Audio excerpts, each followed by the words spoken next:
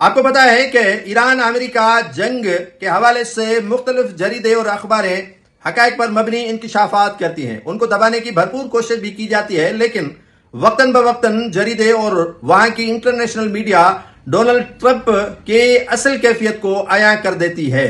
اب ایران امریکہ جنگ کے حوالے سے ڈونلڈ ٹرمپ کو کمزور اور زیادہ خطرناک بنا دیا ہے.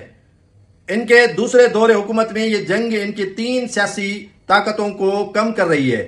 اپنی حیثیت کو مسلط کرنے کی صلاحیت، اپنے مفادات کے لیے دباؤ ڈالنا اور ریپبلکن پارٹی پر تسلط.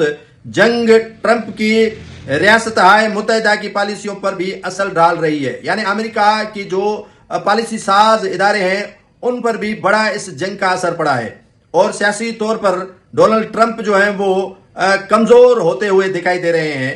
ان کے خطرناک بننے کے امکانات کو بھی ظاہر کیا گیا ہے. ایران امریکی جنگ کے جو حوالہ دیا گیا ہے اس میں کہا گیا ہے کہ ڈونلڈ ٹرمپ کی پالیسیوں پر عالمی سطح پر تشویش اور افراتفری پھیلا رہی ہے. امریکہ میں بھی اس جنگ کے خلاف مخالفت بڑھ رہی ہے. تقریباً 54% امریکی شہری ایران کے معاملے میں ٹرمپ کی پالیسی سے اختلاف کرتے ہیں. ٹرمپ انتظامیہ نے ایران کے خلاف فوجی کارروائی شروع کی ہے جسے آپریشن ایپک فیوری کا نام دیا گیا ہے. اس کے جواب میں ایران نے بھی جوابی حملے کیے ہیں جس سے خطے میں تناؤ بڑھا ہے.